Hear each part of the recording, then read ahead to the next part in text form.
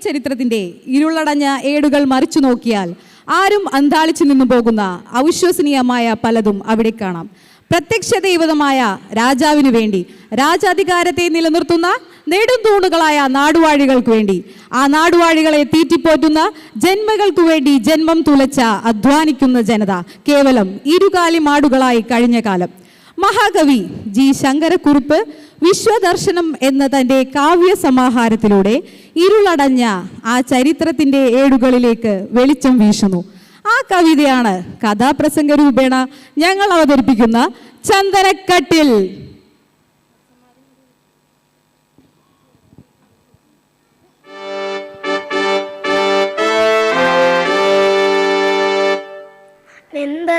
നാട്ടിലെ തമ്പൂരാട്ടിക്കൊരു കട്ടിൽ വീണം, കട്ടിൽ കടയുവാനാക്കിയക്കൻ, കാട്ടിലെ ചന്ദനം തന്നെ വീണം, ആനക്കൊമ്പ വേണം മേലാപ്പിന്, ആനമുഖം വേണം കാലുകളിൽ, ആനക്കൊമ്പ വേണം മേലാപ്പിന്, ആനമുഖം വേണം കാലുകളിൽ. വേമ്പലനാട് ഇന്നത്തെ കോട്ടയം. പണ്ട് കാലങ്ങളിൽ കട്ടിലിൽ കിടക്കുവാനുള്ള സൗഭാഗ്യം തമ്പുരാന്മാർക്കും തമ്പുരാട്ടിമാർക്കും മാത്രമുള്ളതായിരുന്നു എന്നതാണ് സത്യം. പൊതുജനങ്ങൾ പായിട്ട് നിലത്ത് കിടക്കണം. കട്ടിലിൽ കിടക്കാൻ വിധിക്കപ്പെട്ട തമ്പുരാട്ടിക്ക് കട്ടിൽ ഇല്ലാഞ്ഞിട്ടല്ല, പുതിയൊരു കട്ടിൽ, അതും ചന്ദനം കൊണ്ട് തന്നെ വേണം.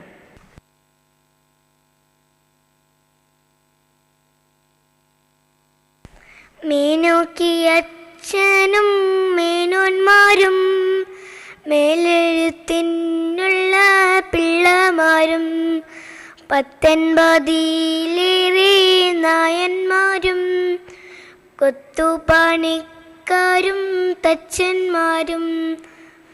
തമ്പുരാട്ടിയുടെ മോഹം അറിഞ്ഞയുടൻ തന്നെ തമ്പുരാൻ കൽപ്പനയായി. ആരുടെ മേനോൻകെച്ചനോട് വരാൻ പറയൂ. മേനോൻകെച്ചൻ എന്നാൽ കാര്യസ്ഥനാണേ. തമ്പുരാന്റെ കൽപ്പന കേട്ടയുടൻ തന്നെ മേനോൻകെച്ചനും മേനോന്മാരും തച്ചന്മാരും നായന്മാരുമൊക്കെ ഒരു വൻപടയായി വാക്കത്തിയും കോടാലിയും എടുത്ത് തമ്പുരാനെ ഓച്ചാനിച്ച് തൊഴുതിറങ്ങി.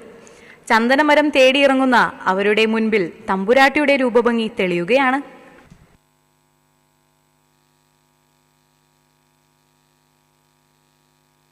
തയമ്പൂക്കുണ്ട് കാടന്ന പോലെ തമ്പുമോലിപ്പൂണ്ട തമ്പുരാട്ടി, കലകീലിന്റെ മാണം പുരണ്ടും കണ്ണങ്കാലോളം ചുരുണ്ടിരുണ്ടും, മുല്ലപ്പൂമാലയുതിർന്നു മിന്നും നല്ല മൂഴിയാർന്ന തമ്പുരാട്ടി.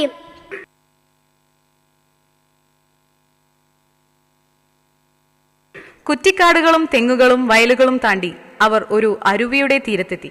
ചന്ദനമരം തേടിയലയുന്ന അവരുടെ ചെവിയിൽ തമ്പുരാന്റെ ആ കൽപ്പന മുഴങ്ങുകയാണ്. തടിമൂത്ത ചന്ദനം കൊണ്ടല്ലാതെ പടിയിലേക്കാരും വാരണ്ട നാളെ, തലയും ചൊറിഞ്ഞു തിരിച്ചു വന്നാൽ തലയോട് കൂടി വീടില്ലൊരാളെ, ഫലമെന്ത് പിന്നെ കൂടിലിൽ വന്നാൽ തലയിരിക്കില്ല കാഴുത്തിലെങ്കിൽ. നടന്നു നടന്ന് നേരം ഉച്ചയായി. വിശപ്പും ദാഹവും സഹിക്കവയ്യാതായപ്പോൾ കയ്യിൽ കരുതിയിരുന്ന പൊതിച്ചോറ് തിന്നുവാനായി അരുവിയുടെ അരികത്തായി അവർ ഇരുന്നു. ഭക്ഷണം കഴിക്കുന്നതിനിടയിൽ ഒരാൾ ചോദിച്ചു, അതാ അങ്ങോട്ട് നോക്കൂ, എന്താണത്? അരുവീതം വക്കിൽ കൂറച്ചകല തൊരുമരം ചന്ദനം തന്നെയില്ലേ, പലമരം കണ്ടു താഴക്കമർന്ന് തലവന ഷാരി നീട്ടിക്കു നേരെ. അരുവീതം വക്കിൽ കൂറച്ചകല തൊരുമരം ചന്ദനം തന്നെയല്ലേ, പലമരം കണ്ടു താഴക്കമർന്ന് തലവന ഷാരി നീട്ടിക്കു നേരെ. ഇല ചന്ദനം തന്നെ.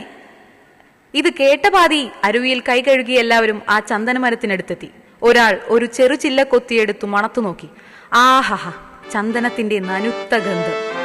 അവർ തോർത്തു തലയിൽ കെട്ടി വാക്കത്തിയും കോടാലിയും എടുത്ത് ആ ചന്ദന മരത്തിന് നേരെ ആഞ്ഞു വീശിയപ്പോൾ അതാ ഒരു ശബ്ദം, ഒരു കരച്ചിൽ. വെട്ടല്ലേ കൊത്തല്ലേ തച്ചന്മാരെ, വെട്ടല്ലേ കൊത്തല്ലേ നായന്മാരെ, വെട്ടല്ലേ കൊത്തല്ലേ തച്ചന്മാരെ, വെട്ടല്ലേ കൊത്തല്ലേ നായന്മാരെ. പിന്നെ കോടാലികൾ പൊങ്ങിയില്ല. അവർ നിന്നിടത്തു നിന്നും അനങ്ങിയില്ല. അവർ പരസ്പരം നോക്കി. ആരുടേതാണ് ഈ ശബ്ദം? എവിടെ നിന്നാണ് ഈ ശബ്ദം? വനദേവതയാണോ? ഇനി വല്ല യക്ഷിയോ മറ്റുമാണോ? നമുക്ക് തിരിച്ചു പോകാം. ചന്ദനമരമില്ലാതെ എങ്ങനെ തിരിച്ചു ചെല്ലാൻ? തടിമൂത്ത ചന്ദനം കൊണ്ടല്ലാതെ പടിയിലേക്കാരും വാരണ്ട നാളെ, തലയും ചൊറിഞ്ഞു തിരിച്ചു വന്നാൽ തലയോട് കൂടി വീടില്ലൊരാളെ.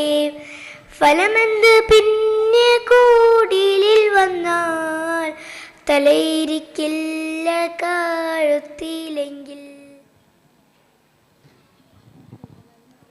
പിന്നീട് എന്ത് സംഭവിച്ചു? ചന്ദനമരത്തിൽ ആരാണുള്ളത്? തമ്പുരാന്റെ കൽപ്പന അവർക്ക് നിറവേറ്റാൻ കഴിയുമോ? തമ്പുരാട്ടിയുടെ മോഹം പൂവണിയുമോ? ഒരു പിടി ചോദ്യങ്ങളും സംശയങ്ങളുമായി ഞങ്ങൾ ഇവിടെ നിർത്തുന്നു. നന്ദി, നമസ്കാരം.